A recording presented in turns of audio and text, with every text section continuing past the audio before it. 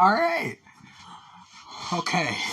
Now that all the ranting, well, the ranting is not done for this re-review series.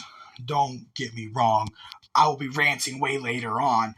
But for once, we have a not horrible fucking movie to talk about since Halloween 4's re-review. And Halloween H20. It it's a really solidly made movie. I have a lot of issues with it. I don't think it's the best sequel, but it's way better than the last two films for sure. But yeah, let's get started. Jamie Lee Curtis comes back. The whole ploy for Halloween H20, 20 years later, was that Jamie Lee Curtis would return to the series since Halloween 2 and reprise her role as Laurie Strode. Yes, folks, this is not a sequel to Halloween 6, but instead, they've basically rebooted it to where the only films that happened were Halloween 1 and 2. So, this is the point in the franchise where there's multiple diverting timelines. And this is where shit becomes a clusterfuck for people who aren't nerds and really big fans of Michael Myers like myself. It becomes a clusterfuck for people to get into, and that's why most people don't want to watch the Halloween series, because it's a clusterfuck with movies with different, departing timelines. But I'll be here to explain this to you. So, the original timeline went from Halloween 1 to Halloween 6. That was the original timeline. Halloween H20 cuts out 4, 5, and 6 to where only Halloween 1 and 2 happened. And I have to say that was for the best. It was 100% for the best because Jesus Christ, the Cult of Thorn and all that bullshit with the producers cut. Oh, I'm not getting into it in this video. I think there was nothing else you could do. You bring it back to almost bare bones Halloween 1. But there's just one problem. This movie doesn't take place in Haddonfield. Yes, folks. This is the only... Wait, is it? Yes.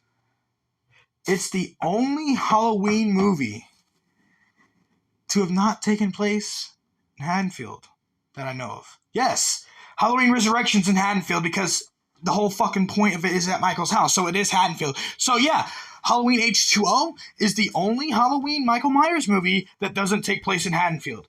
And keyword Halloween Michael Myers movie.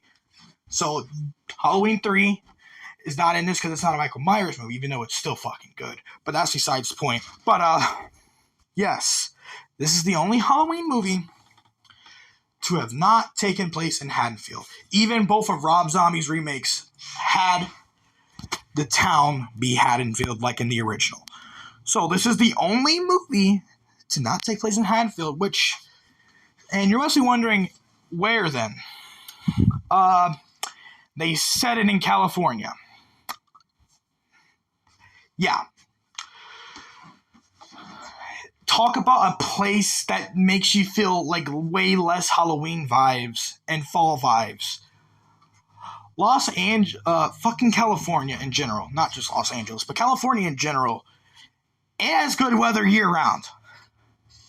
It ain't like us here in Illinois, where we have to deal with the changing seasons.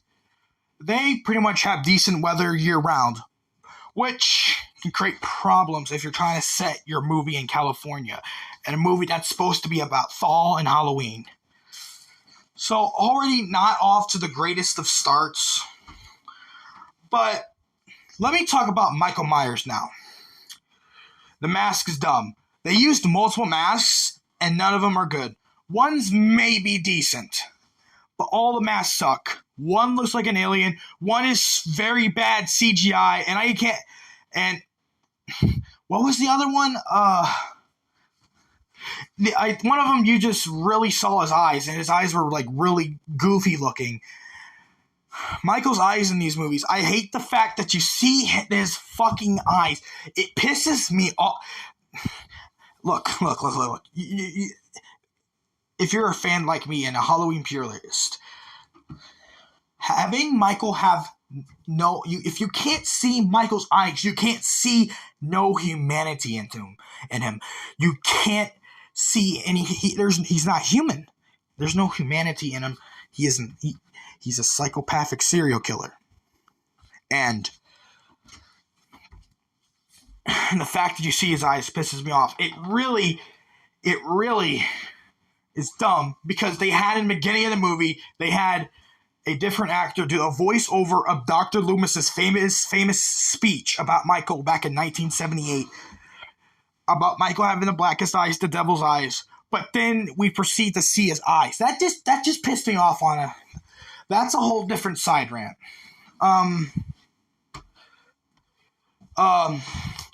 So let me get to the part that most of you guys want me to talk about. What this movie was building up to. The final showdown between Michael and Laurie, years later from their first encounter in 1978. And I have to say, most of it is goofy, wacky, late 90s horror. It is. And it's just part of being with that time, because Scream just came out a couple years prior to Halloween H20. So they basically went this, you got Scream vibes all over, because it was part of the time period. Don't get me wrong, Ghostface, Scream, those are good movies. I like them. I'm not the biggest Ghostface fan, but I can see why people like him. But that, you have Scream written all over this movie.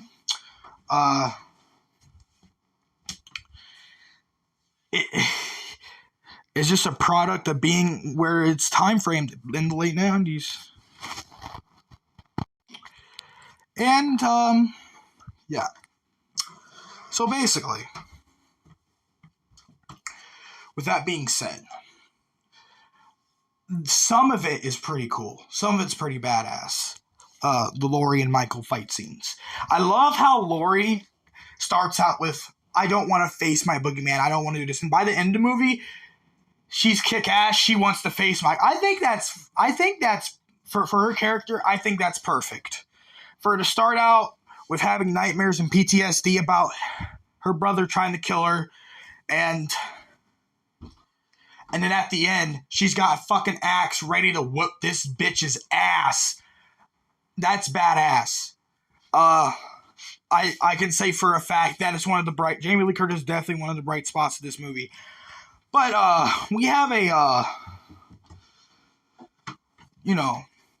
just like how they did Halloween Resurrection with Busta Rhymes, they have another guy like him, and LL Cool J. And don't get me wrong, homie LL Cool J is cool. He is cool. But there is no point of his character being in here. No point.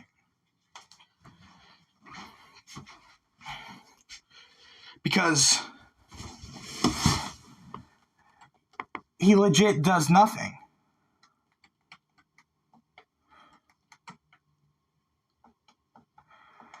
He does nothing this whole movie, and you expect me to think he's badass for coming in at the end and saving Michael?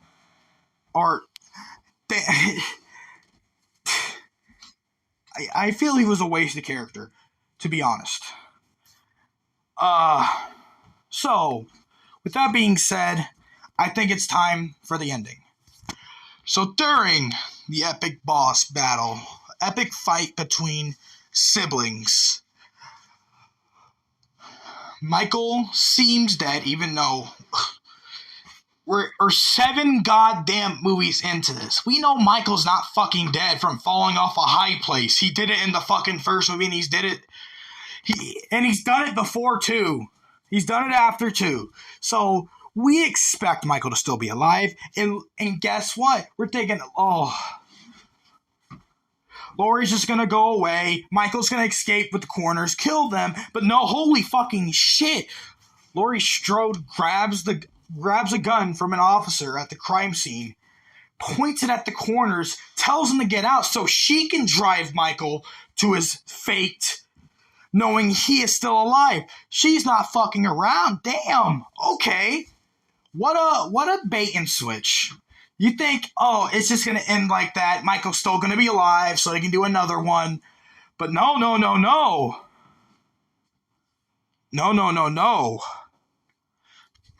Laurie's like, fuck this. I'm killing this motherfucker. So she gets in the coroner's van with Michael's body in it. But he begins to get out. And they tussle with her and they get into a crash. Michael is pinned up against the van and a fallen piece of birch wood. He's pinned up against it. And he's at Laurie's mercy. He's at Laurie's mercy. Michael can only do one thing. Reach out for his sister. Laurie gets a little sentimental. And then in a quick flash, he chops the motherfucker's head off, definitively killing him and ending the franchise. Just kidding. I was half right about what I just said. It was only half true what I just said. She does chop Michael's head off, but there's going to be a bullshit reason of how Michael gets out of this.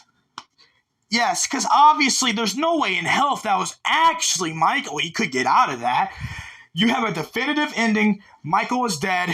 Laurie looks badass. You get the classic John Carpenter score in the background. As much as I'm not the biggest fan of this movie, but this ending, perfection. Perfection. Absolute perfection. In my opinion, perfection. This movie is really solid. There's not that many negatives. I can't really show it. I can mostly speak positively about this movie. Yeah. The ending was perfect. I hate the only thing I hate about is still just seeing Michael's eyes, but besides that, everything is perfection. It's perfection. You must be wondering what a final rating I would give this movie. I would give it the same as Halloween 1, a 7 out of 10. I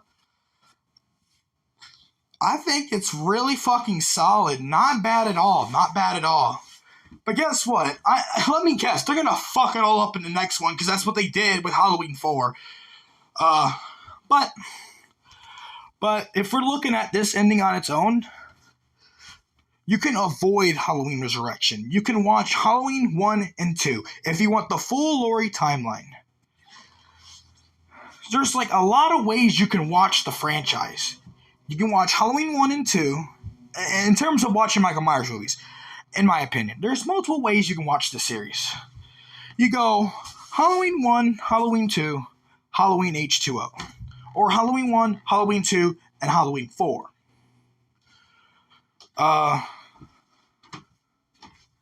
Yes. With Halloween 2 just being really boring, I don't know how you get through it with it being that boring, but it still is faithful to the original to the best it can. And that's definitely...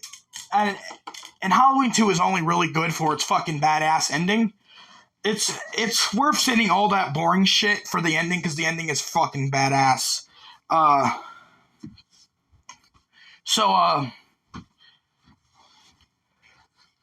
Yeah.